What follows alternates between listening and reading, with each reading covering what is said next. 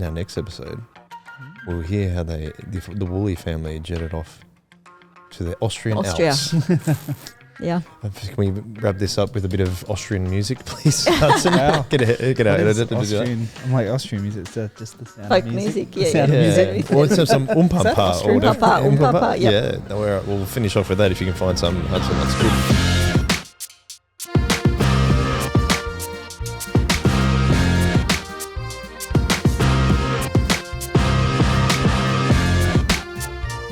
Well, welcome back, everyone, to the Chip Lunch, and it's part 2 of Alison's episode, which I've been enjoying very much so far.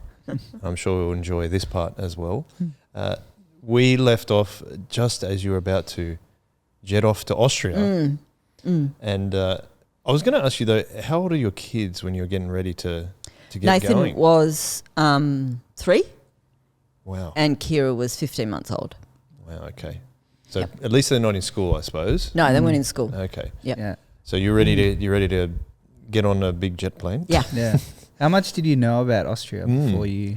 Well, we'd spent it actually took us 2 years to get there. Yeah. And from Wodago. Okay. And we just did a candidate course and all that sort of stuff. And then you have to do your support raising. Yeah.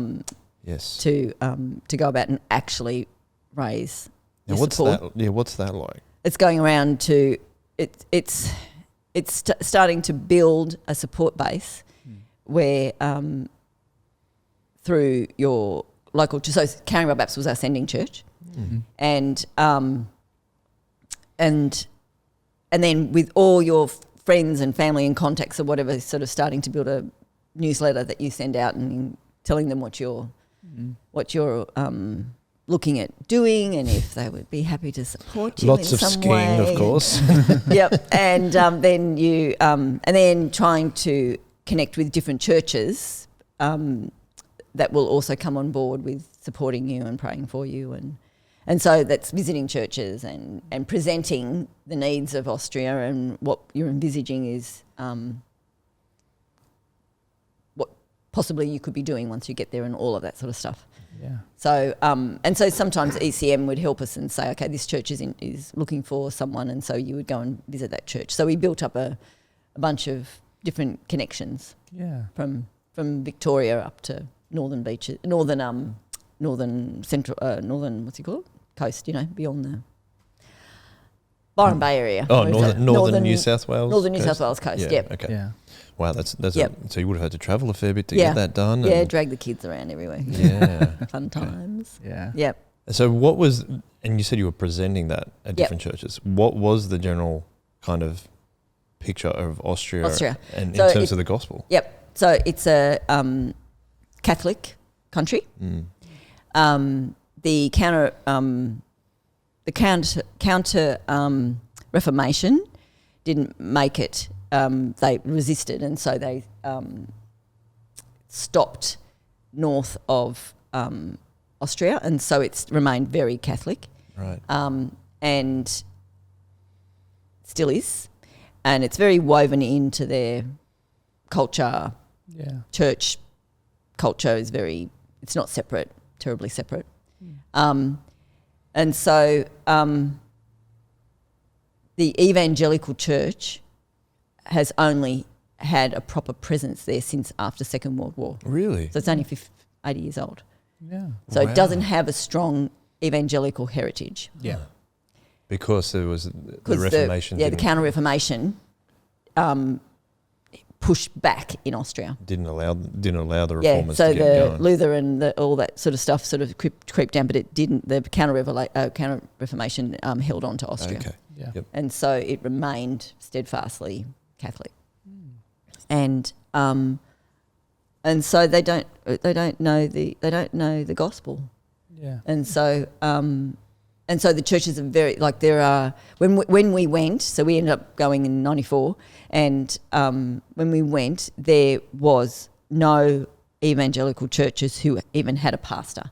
So there were lots of little small ones, and they were basically led by a couple of elders who worked full-time jobs and shared preaching and Bible study, and just that's how they functioned.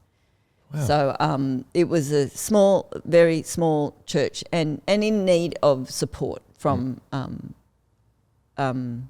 outside to build them up. Yep. And like obviously, and have some strong biblical teaching. Yep. So, because I mean, my general picture of Austria and perhaps Europe would have been like church is a thing. It's a problem, but it's not as doesn't hold a lot of weight. And over time, like they leave in droves. You know, they're emptying because they're teenagers. Just like kind of it doesn't offer them anything. Yeah, there's nothing there that offers them any hope and so they tend to. It depends on the family and depends on what happens when they then have children themselves, and then the demands of Catholicism then says you need to christen your child, and then you go through the process again. Yeah. I mean, we had friends who were very dedicated and sincere Catholics, and but the majority they were Catholic, but they didn't engage at all with their like local culturally Catholic. Yeah. And so visiting there, because you visited a couple of times, No. did you? No, you didn't at all? No, end up cold, turned up. Yeah. Where did you We go? left here Yes. on January, it would have been, I don't know, the 6th or 7th of January 1994, when it was 40 degrees and the day while we were in flight, the national park started to burn down. I don't know if you know that in 1994. 95% of the Royal National Park burnt down. Yeah. That hadn't quite started, but you could tell 40, and we got there and it was minus 18. Yeah, I remember. Oh, wow, the difference in temperature. January, minus 18. Why on earth you would turn up? Anyway, we were doing that then because our language school started, the beginning of that school year started on the January. So we turned up and had to buy jackets and shoes and all manner of stuff. Had no car, had no phone. Yeah. There was no email. Yep. Yeah. And so we started in Vienna. And I've been to Vienna. It's nice. It's beautiful. It's really lovely. Yep. And so we went and we did language study. We did language school for 18 months there. Yeah. First. And then we moved, and that is in the far east of the country, almost in Hungary, almost on the border.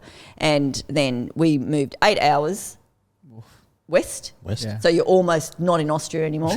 You're almost in Switzerland. We were like 10 minutes from the Swiss border. Yep. Yeah. And we moved to the other end of Austria. What's that for called? Our ministry position. And so the town was called Dornbirn. Dornbirn. Yeah. Okay. How was it jumping? Like, I think even for someone my age, it's hard to comprehend walking off a plane, not knowing a language. Yep. Not having Google Maps or anything. Yep. I know. Yeah, I know. Like even now I go, how not having a phone. did we do that? Yeah. Like, and you've got to like walk off. You've got a baby and almost like toddler. Yep. Basically, and then you've just got to find your way to wherever you're Well, because going, we're with the Mission Society. Ah, okay, that was. So that's why mission societies, we need them. Yeah. So there were people on the ground there, and so they met us, and they had found us a self-contained like apartment to live in, and so something was lined up, and there was people there that met us and walked us through and introduced us and said, this is where you go and buy food, and this is where this is how the trains work, and this is how the whatevers work, and awesome. did all that, and they were amazing. Yeah, they were, that's awesome. Yep. How are you at learning languages? I'm a wordy person. I'm a word person. If you couldn't tell. And so I learnt basically in the end, I'm a woman and it's more important for me to communicate. So my accuracy grammatically is not brilliant. Yeah. But I can blab on as much as I need to, and people understand what I'm saying. Yeah. Whereas Ian is a lot more slower. He's dyslexic, and so he's very more careful and slower, and so he speaks more carefully, but it's more accurate. So we were all very different in the way we. It probably helped your both learning, vice versa, didn't it? Yep. So now I'm guessing you're pretty fluent in German. I am. That's cool. Yeah. I mean, that's just one It's a great thing. helpful byproduct. Yeah, of it. yeah. I was just looking on the map of where Dornbirn is. Yes. But is that very close to the Swiss Alps? Would I Very. be right? Yeah, because it's near St. Gallen. Yep.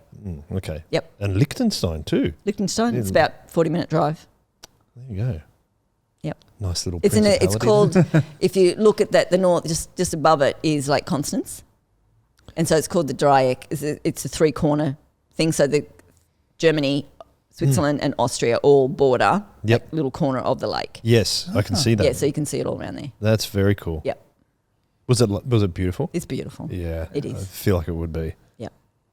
Was beautiful. So when it's not snowing, it's just super green and lush. Yeah. Wow. It's lush. Gorgeous. But you turned up when it was all snowy and cold. Yeah. Is that right? And Yeah. You're like, what have we done? Freezing cold. Freezing cold. Yeah. And like, we just, honestly, the first 3 months was just, I don't know. We every day we had turned up and there was a little, the fridges, they don't have fridges like we do. They don't have big fridges, with freezer compartments and big fridges. They have like a caravan size fridge with like a little freezer box. That's how they live. Like a hotel fridge. Yeah. kind of thing. Yeah, almost. Wow. And so we didn't have a car. So rain, hail, snow, whatever the weather, we had to go to the shops. I had to go to the shop every single day and walk 2K in a pram with a 3-year-old to the shops every day. Were And you they all thinking- just go To buy food. They go to the shops every day. That's like a I cultural think- I thing, don't or they just know. ate less. They did. My very skinny. girlfriend, even my friends and stuff who, Yeah. they all have these just smaller fridges. I just don't know how they do it. Yeah, Or they, that's and freezer compartments, particularly the freezer compartment. Was just so that was it was very difficult. It was an interesting 6 months. It was an interesting time. Did you think, like, what have we done? Oh man, yes. Yep, it was great though. Like God fun. is just amazing. Like how you get through that sort of stuff, and when you rise to these occasions, and you just get up the next day and you just do it again, and there were some pretty low moments, and frustrations, but we got through. We did that for 6 months, and then we sort of switched and found, because we were starting to meet new people, and we started going to an international chapel just for the first few months, and then as our language increased, we then went to a local church and then met another local church, and Ian was sort of helping out with the youth in another local church, and then we met a dolmetscher, a translator who, and so Did you say translator in German? I then? did. Okay. I did, sorry. That's cool. And she then became our language tutor, and so we went to private tutoring, and we changed everything up, and our kids weren't coping because Ian was going off to language school. He left in the morning. He'd go for 3 hours. I would do the shopping. I would put the washing on and everything, and then he would walk in the door at I think 10 to 1, and then I would walk out the door at 1 o'clock, and I would go to language school, and I would be there till 6, and then I would come home, and then while I was gone, he would then cook the dinner, and then he would get the kids ready for bed and do something with them, and in the afternoon get them ready for bed. I would come in, we would have dinner, we would put the kids to bed, and then we would do homework for 2 hours, and then we would get up and do that, and we did it for 3 months straight. And it nearly broke us, and Nathan just didn't know it was Arthur or Martha or what was going on. So things changed, and I went part-time. Ian only went in the morning, and then 6 months later we went to this private tutor, and we went 2 days together, and then Ian went back for a third extra day, and they just did theology. They just did Bible-based language learning. Yeah. Right. Because you can't just look these things up in a dictionary, right? Yeah. And so just because he was going to be preaching and teaching and Bible studying and whatever. In German. You In German. And so they did specifically Bible-based German language learning. Wow. So we did that, yep. Wow. So it was it was great. But it's an amazing thing when it starts falling into place and you can actually talk and speak and when was hold conversation. When was the moment? Do you remember the moment when it was like, oh, yeah, I think even at 4 months. I've finally had a conversation or something. Yeah. At 4 months, I had to ring up the language school, on a phone, public phone box, you know, and tell them something. I can't remember what it was. And I was like, oh, I was actually able I've to. done it. Even with the language school even. It wasn't just a, you know. And that was slowly coming together. Yeah. Yeah. That would have been exciting. Yeah. Yeah. Yeah. Yep. It's interesting how if you haven't got much of a choice, You've just got to. how you just make it happen. Yeah, yeah. Oh, and you stand there in the supermarket. I remember standing in the supermarket with your dictionary. The dictionary, that little pocket dictionary, Yeah. no phone. You know, so you got your pocket dictionary with you wherever you go, and just standing in the supermarket and going, what is it? I don't know what it is.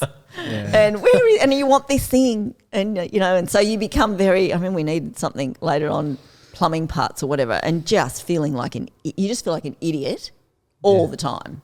Because, like, you know that whatever, pick a part of a car and a mechanic and then go and talk to a mechanic about it. Yeah. What this thing that does this, and you're using your hands and your feet and you know, But this is for with specialised stuff. just something like food, which is so simple Yep. that you'd be able to say the word straight away in English. Yep. Yeah. Yeah, That yeah. would be.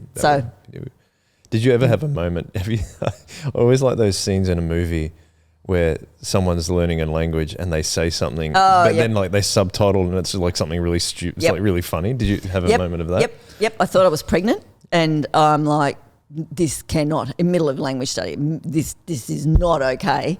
Yeah. So I went into a pharmacy, and I said to them, I would like to buy. And this is what I actually said in German. I would like to buy a home snake test, please. And she's looking at me, and then I'm standing there, and in the end, I'm like, you know, like, I would like to buy a home snake test. Yeah. Snake test. Yes. And then she said, what is pregnancy test, because the words are pregnancy is schwanger. Schwanger. Snake is Schlange.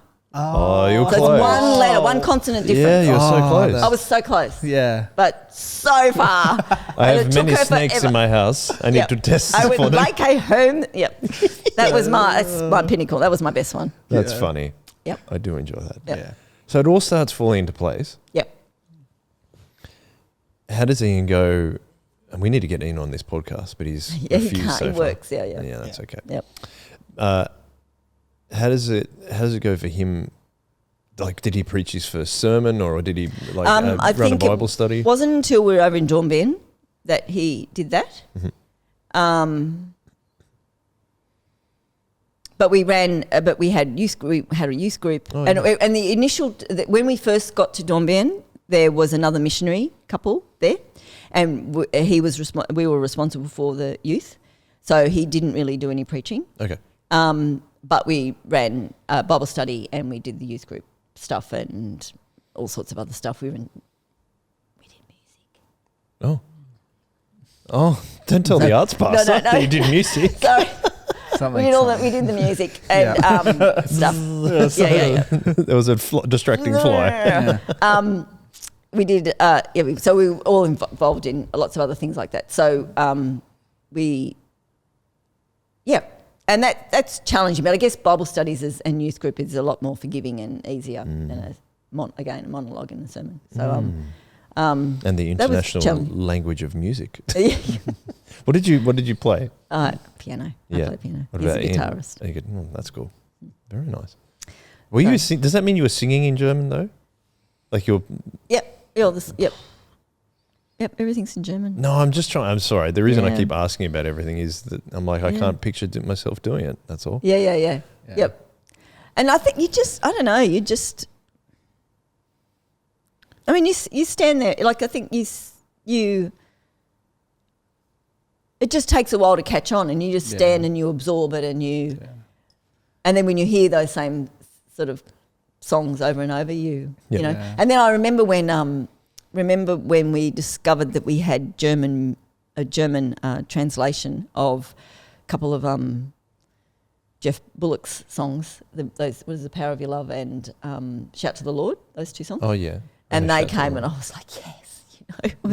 That was really good. The German version. version. That's cool. And so you knew the tune already. Yeah. And you just, I don't know, you just learn it. You just absorb it. And It's like your experience with the teaching scripture. Like if you're sitting there beforehand being like, this is what you're going to do. You're like, that is insane. How? Like, Yep. how's that ever going to Yeah. happen? Yeah. But then looking back on it, you're like, oh man, I can't believe God Yeah. grew me in that way or put me in that situation. Yeah. where- Just equipped you to. and yep. it just happened. Yep. And looking back, you're like, wow, I can't believe I got from A to B. Yeah. But it's like God all along was like, don't worry. Don't Like, worry. It doesn't matter what you like. Yeah, I'm not going to marry a missionary or a Yeah, I know. it's like, okay, we'll get there. Don't worry about it. Yeah.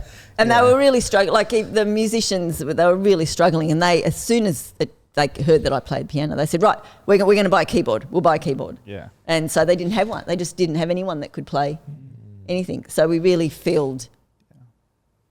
Great. We loved our church there. We loved Yeah. our church. They were a That's real lovely. family. Yeah. That's really cool. Yeah. We loved them. So you said 10 years though. So, So we were with ECM for 10 years. okay. And so in and out, we were, from way to go, we were there for 10 years. Yeah. Oh, Yeah. okay. So how did it progress from Ian and yourself were doing the youth ministry. Yeah. You said there was a number of churches in the area. Did you link up kind of with different churches, or you just No, just mainly with this one. This was a church. This church was founded through an ECM missionary. okay. And we were working toward in them being independent and standing by themselves. And so it's actually a fabulous story because it's what the missionary couple that were working there when we got there left. So we came home on furlough. What's it called? Home service, and when we came back from that, the other missionary couple had left. And so it left a gap. And so they were asked Ian if he would take on more roles of leading the whole church, which he wasn't prepared to do on his own. But he said, I'm only going to do it if I do it with a local who, for a view of us, moving away, and so that we will leave. And that a local is actually in the leadership. Yeah, raise up a local to lead. And one of the elders was the ideal person to do that with. And so that's what we did. And so we had an extra long second term of 4 years. And so we stayed for 4 and just invested because we knew we didn't know how long, if we were going to be returning after that 4-year point. Yeah. And so he had been working, one of the youth group kids, Stefan, we just invested in him incredibly and spent lots of time with him and all the other kids, but particularly Stefan. We just identified, I don't know, we just clicked, and he was hungry and he was really keen. And so he and Ian spent lots and lots and lots of time together. And so by the time we left, Dieter, the elder, was working and had changed his whole lifestyle and went part-time working, so he could be part-time with the church. Wow. And the church was able to pay him to be part-time. And so we were there for the 4 years, and we then came home at the end of the 4 years. We needed to come home for our kids' education. Things were going a bit awry. They weren't really working because they were being educated in German. I was going to ask you about that. Yeah. And Nathan really wasn't coping in that school context. And it was Saturday school, 6 days a week. And he just wasn't coping and he wasn't thriving. And we were tired. Yeah. And ECM were talking that if once we returned after that home service, they were wanting to redeploy us and to another part of Austria.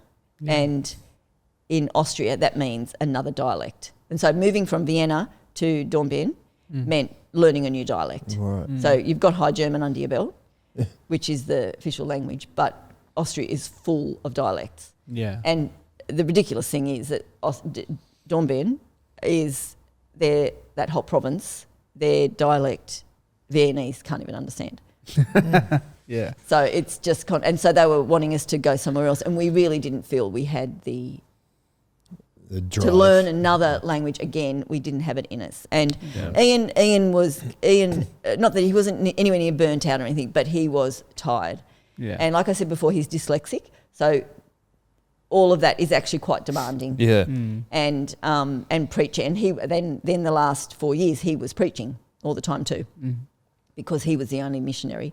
Dieter would do it occasionally because he was also working. But so it was just time. It was just ready for all sorts of everything sort of dovetailed that it was time to come home. Yeah. And which was the right move. But God has just been amazing what He's done over there, because that Stefan ended up marrying a girl, finding a Christian girl to marry to start with. Miracle number one. When there's hardly any evangelical churches, that's a big ask. Right. And so he and his brother found wonderful Christian wives, and they came out here and they wanted Ian to actually marry them ceremoniously. How lovely. So we had a service down on Sandwell Beach. That's so cool. And on the way to the airport, we said, okay, we're going to make a stop off on the morning because it happens to be Wednesday, and that's when principal hour is on at SMBC. So we're just going to duck in there and we're going to attend SMBC principal hour, just so you can have a little look. And so 2 or 3 years later, they came back. And they both went to Bible college to SMBC. And he did his degree and she did a diploma. And another couple then from the province came out and have studied at SMBC. And then another girl has come out, and then another guy has come out, and another girl came and did year 13.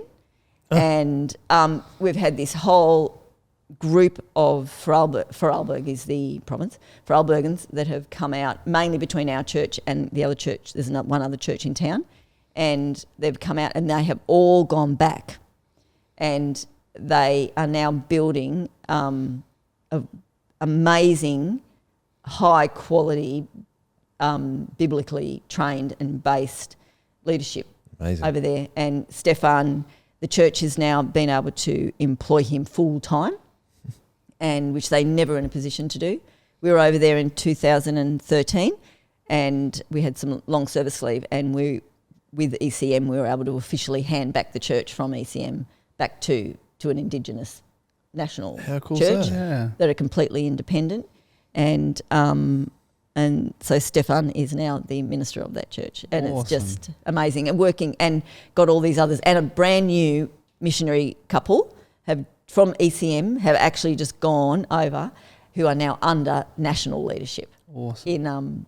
They're an Australian New Zealand couple, and God is just doing amazing things there. It's growing. The gospel's growing, right? Yeah, and it's just so exciting. It's really, really exciting. Wow. So and that we were able to just go and just disciple and mentor and build God's legacy through you, isn't it? Yeah. I mean, and it is. He's just done amazing things. It's just And when you're there, you're just doing, because we're not, like I said, we're not particularly ambitious.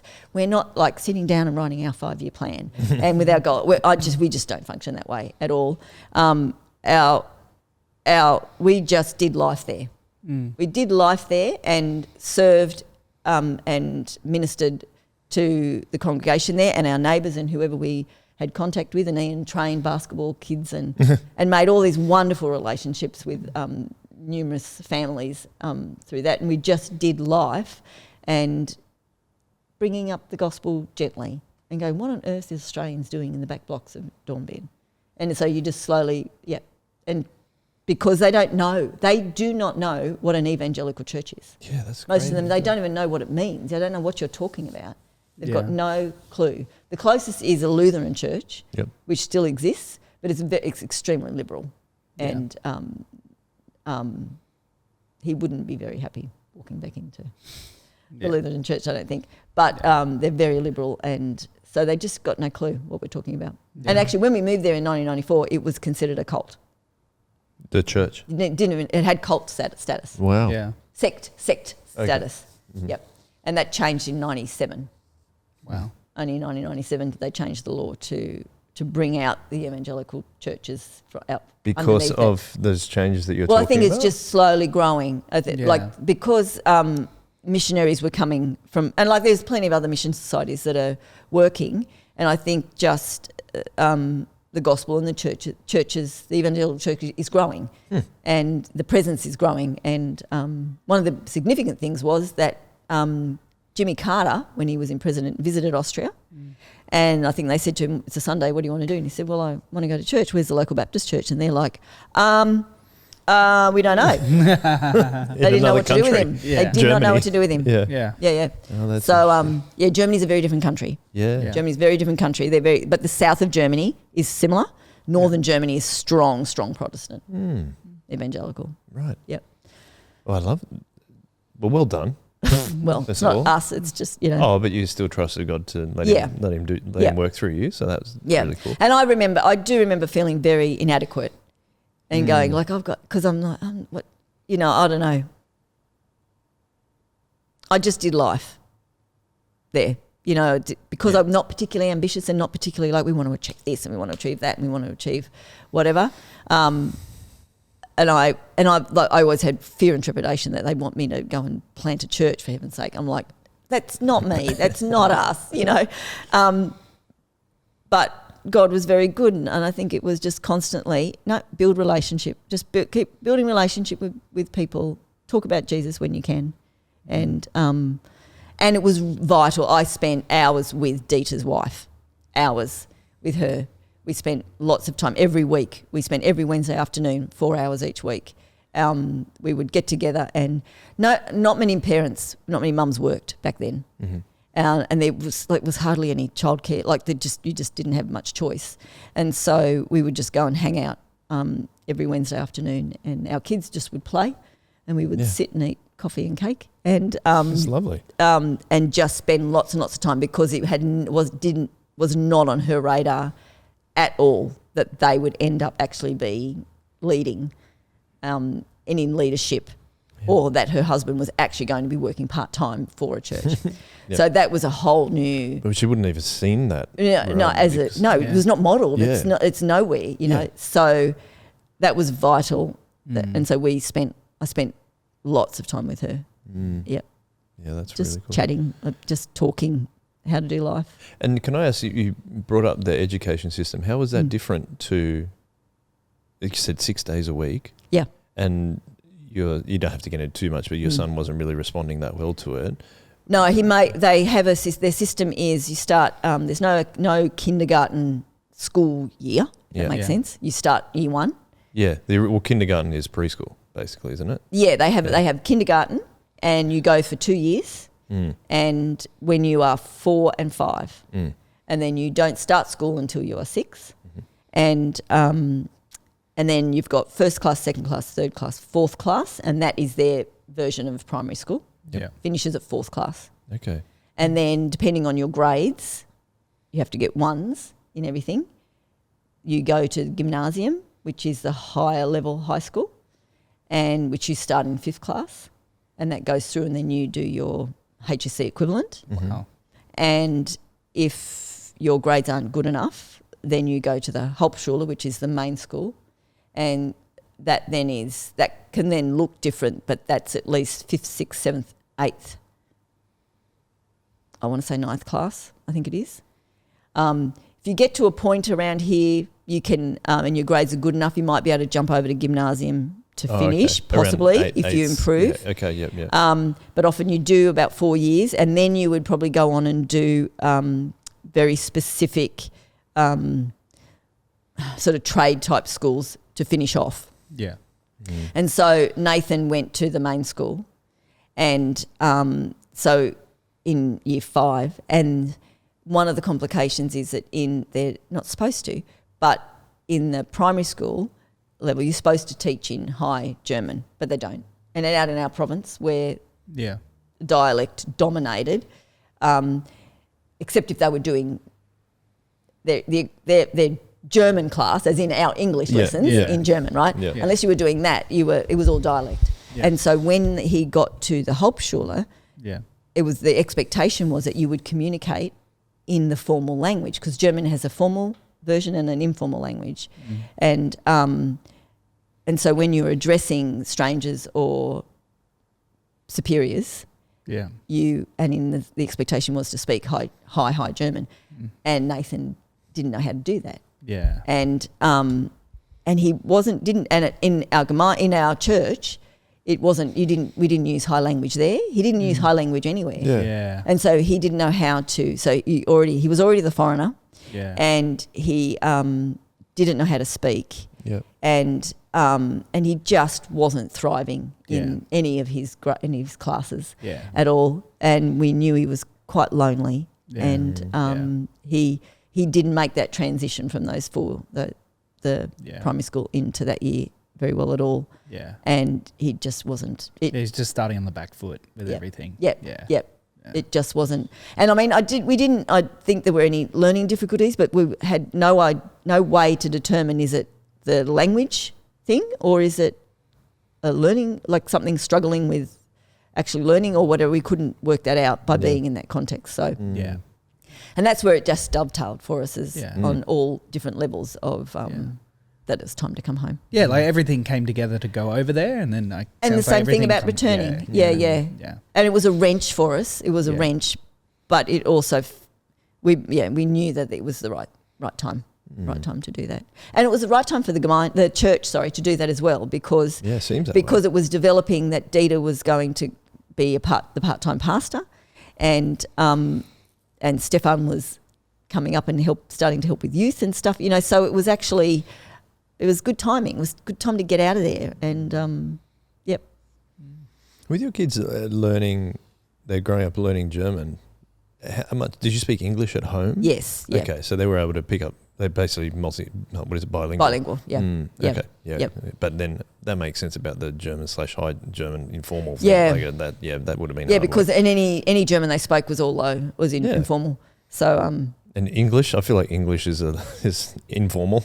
Yeah. But there's certain words that you just. Yeah, especially if it's Australian, I suppose. It's informal English. Yeah. Okay, so you come home. Yes. What? That was in 2002, basically. Okay, what was the re-entry? Yeah, how did the re-entry go? Because that would have been hard too. It was rough. Yeah. We sort of did 4 months of deputation again, going around and just winding up and visiting all the churches and different things and thanking them and discussing what happened and all that stuff. Yeah. And reporting in and stuff. And then Ian got the position at Heathcote-Engadine Baptist Church as the youth pastor there, and we started in the beginning of 2002. So, but that was a bit rough, and I think he, in retrospect, he needed a lot. We needed work. We needed money. Yeah. So he needed to find that position, but he could have done with a bit more time. Yeah. Rest. Yeah. In between. An adjustment back to Australian life. Yeah. So he sort of got to about March, and I think he sort of broke a bit and had to recalibrate a few things. But the older two kids didn't really. It was a hard. It's just hard when you don't belong. You don't know where you belong anymore. Yeah. It's all more about, and especially because I'd done all my reading. Tried to prepare as much as I could for third culture kids and I thought I'd done as much as I could. But then you have kids like our daughter, and we only discovered this much, much later on, that, she cried herself to sleep for 2 years straight. Oh, but the way that she thinks is that I don't want to burden mum and dad anymore so I won't tell them. Yeah. And so you don't know what's going on. And whereas Nathan, it was more in his sleeve, and that's angry young man, and he's a 12-year-old, and so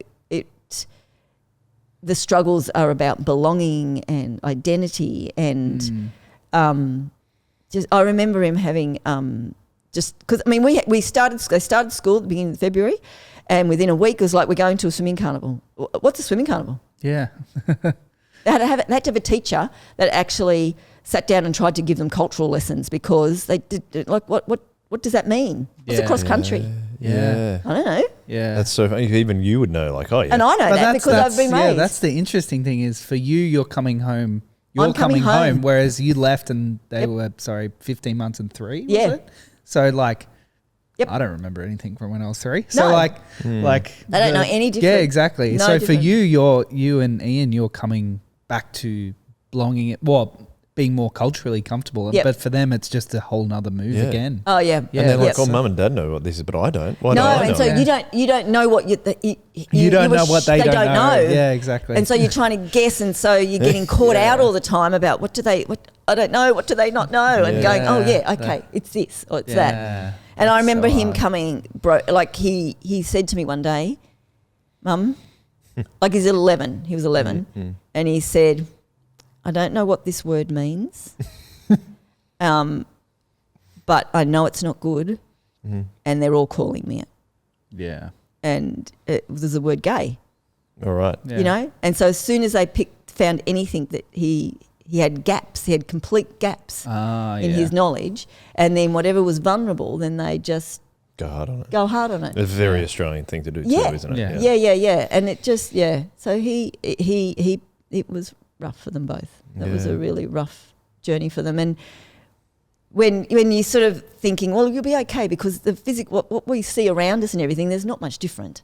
You know, the landscape's different and everything, but you can go to shops and you can buy all the same things, and the clothes are very similar, and you know, stuff like that's all different. But but it's actually at the core of they don't know where they belong anymore. And for Kira particularly, she would still say today, I identify as Austrian because she was 15 months old. She has her personality, everything about her is just entrenched in Austrian culture. Right. Yeah. The way they communicate, the way all of that. And so, but she cannot and is not allowed to go and work or live there.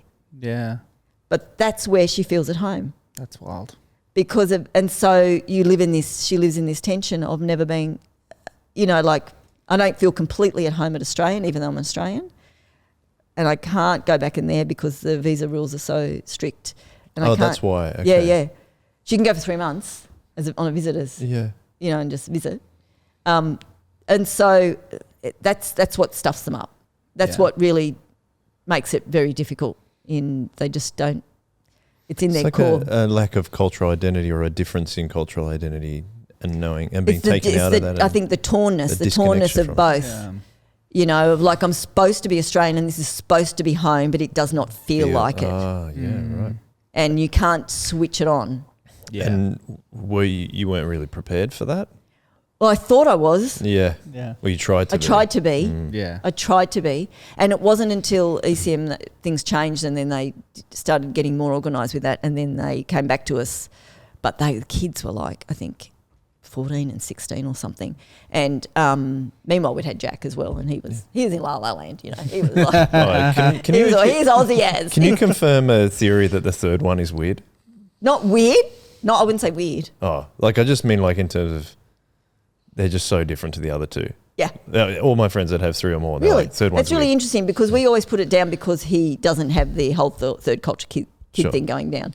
But It could be as he's well. very different from the other two. Yeah. Yep. Okay, cool. Thanks for confirming that. So, But I think that's to do with the fact that as parents you're so much more chill. that's true as well. I think. And so You're much more they comfortable. pick up those vibes. That's probably I true think as well. What was I saying? You're talking about. We were just talking about third culture, being your kids being from a third culture or going into a third culture. Yep. Where did you? So you moved back to the Southern Shire when you moved? Yeah, so Heathcote. Yeah. Yep. Cool. And how long were you kind of in that area for then? Well, Is that- we live there still. Quite, yeah. So Ian was, and that's why we came to Soul Revival. Oh, okay. So because Ian was the youth pastor there for 7 years, I think it was, and then he became the senior pastor. So we were there for 18 years all up. Oh, wow. And then we sensed it was time for us for change and to move on. And Ian was ready for a break from pastoral, church-based pastoral ministry. Right. And so he sort of went sideways into so he's a pastoral care coordinator at Chaplain, basically, at Hammond Care. Oh, yeah. Yeah. Okay. And so we needed to find a new church. So he'd met Stu before and then sent we would encourage people to come here. Yeah. And so when it came our turn, we sort of knew that's Oh, okay. You know, the relaxed form, and the theological thing was a good match for us. Mm. Yeah. Yeah, I appreciate that about our church. So you come to Soul Revival. Yes. What year was that? That was because it was COVID as well, right? So right. Yeah. we finished at HEBC in June 2020. Right. Oh, so you started coming online. Well, yeah. So we start with we stayed online with HEBC actually. Oh yeah. In COVID for the first few months. Yeah. And then they what happened? Then they got their interim pastor. I think they got an interim pastor and started, and so we thought, okay, now we'll make a change. I see. Yeah. And then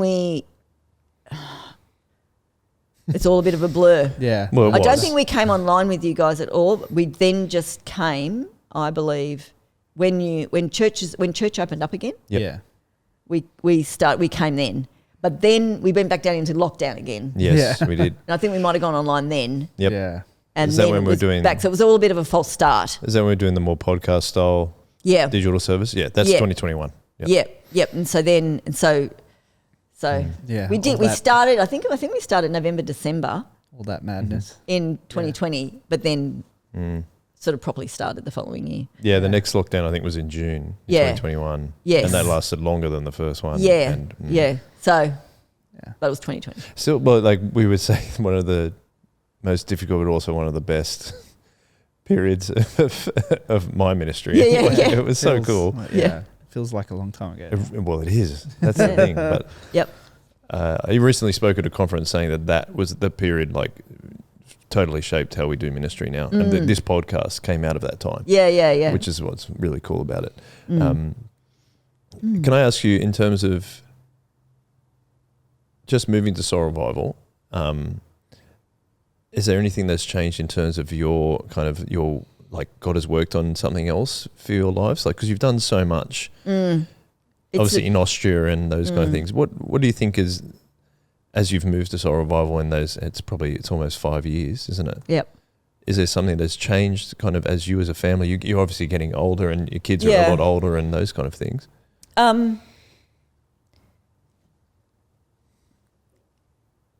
Ian, I work more. I work more too. So I work in Edinburgh as a teacher's aide, which is very interesting. I've come back to education. Yeah. It's not lost on me. Long time. Yeah.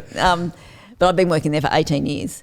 And but I started a huge chunk of that was only 2 days a week the last few years, since COVID actually. Okay. I've had more. And since we've left HEBC, I work more. And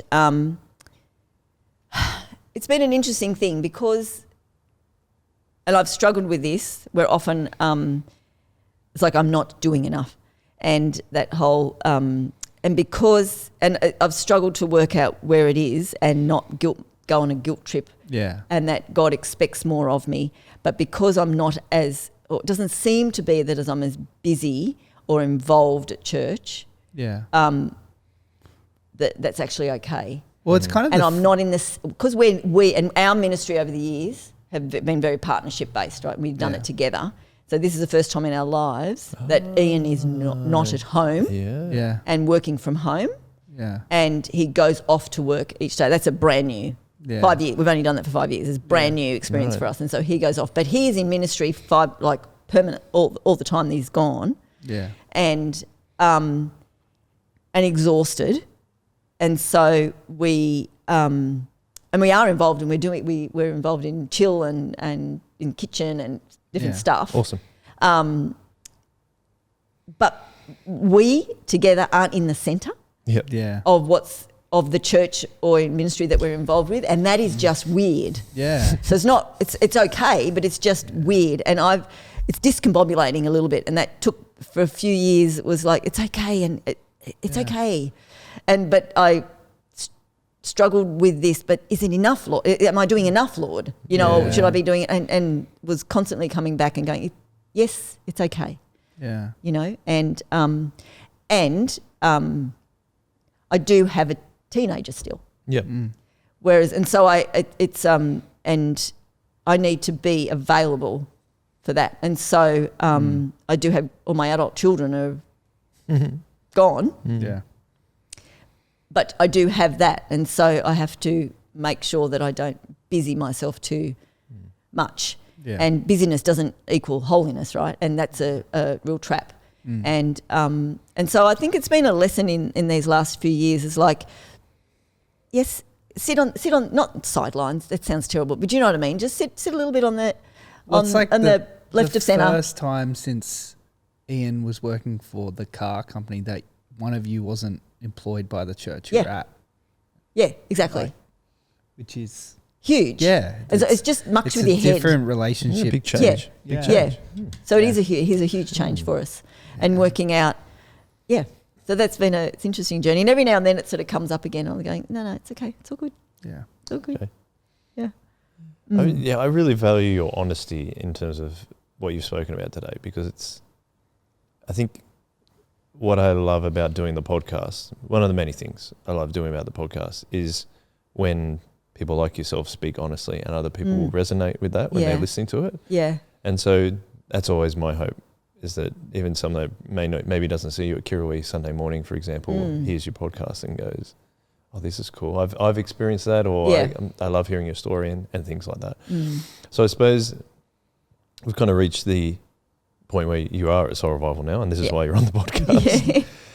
I can ask you the final question, which is, if you could go back in time, and we've looked over so many different parts of your life, what would you tell your younger Christian self? And it could be at any point. It could even be 5 years ago, like you're saying. But what would you tell your younger Christian self from what God has taught you?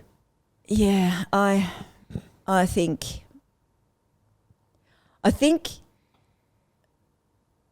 I'd tell her that you have absolutely no idea what's going to happen, what your life's going to look like. And there's going to be stuff in there that you just you have no idea what's coming. Yeah. But get ready for a ride, and there's going to be some really hard stuff and some dark stuff, but there's just so much joy, and don't remember that doesn't. I think what I get caught up in. I think we get caught up in having the fantastic times and the joyful times, which makes us feel really like we're in heaven, like that heavenly experience, and they're wonderful and they're amazing. And then we want or expect or think and get tricked into thinking that that's what it's supposed to be like here now. Yeah. And we're wanting heaven now. And so the really hard times take us by surprise. They constantly take me by surprise. And so it's just be careful of that don't get caught up in that, because what I do promise, though, is to be with you and walk with you through everything, whether it's good, bad, hard, difficult, dark, light, whatever it is. I don't believe the devil's lies that I'm not good in those moments, because that's what happened. I'm good, I'm faithful, I keep my promises, and I promise to be with you in all of the ups and all of the downs. And I'm not I don't go anywhere in those times, because, and you need to remember that. And he totally shapes you in those really tough times. And I can see that. Yeah. From what you've talked about today. Yep. It's from the person walking along the road in Cooma with frozen hair. Not wanting to be a Christian. Like, look where you went. After, like, look where God took you. Yeah, like going, do I really want this? I don't know. Yeah. Do I want to stand up? I'm not going to share anything at high school. Yep. And you went to Austria where they like no idea what an evangelical church is. And then you played a part with God's help to actually grow that church and really like grow. Just encourage the people there. Yeah, encourage them and build them up. And more people become Christians. You're not alone, you know. Yep. Because people will often ask us, so why are you here? And I said, because there's thousands and thousands and thousands and thousands of us in Australia, Yeah. There's so much, and we're overwhelmed with teaching, and we're overwhelmed. We've got conferences, and we've got so much resources, and so many of us to be encouraged by. And you have this small amount, and so we've just come to strengthen and support and encourage and build up the evangelical church. And you certainly did that from what we hope said. so. That was what yep. What and that's just I mean, even the 10 or so years that you're doing that, what an amazing journey from, like you said. I know, just like, I'm not even going to tell anyone about anything at school because I'm the weird Christian on the hill. I know, from 17, and I went when I was 27, 10 years later. And you went back to a hill again. Yep. That's the other thing. Yep. What's with hills with you? I don't know. I know. But that's like really, really cool. Yeah. So I'm really glad that we asked you to come on. Oh, thank you. I've really enjoyed your story. Thank you. And it's been lovely. I say this all the time. This is why we do the podcast. Yeah. Is to hear podcasts. It's great. Thank you. Yeah. To hear about people's story and how God's worked through them. Stories of Jesus changing everything. Yes. Yeah, absolutely. Brayden, anything else you'd like to say before we wrap it up? Oh, just wrap up the chips. Echoing your thoughts, Alison and I were having a brief conversation in between. That it's kind of a weird way to get to know someone, is sit down and talk for an hour straight. But it is a lovely way to get to know someone. It is. Crazy. Oh, it's very efficient. Yeah, exactly. Very efficient. It's good. That's very true. But yes, thank you very much for coming Pleasure. on. Thank you for having me. Thank you for taking the time, and thank you for everyone else that's been listening or watching for taking the time as well. And we always like to finish with a one way, because it's one way to Jesus. Yeah. So let's do that. One way. One way.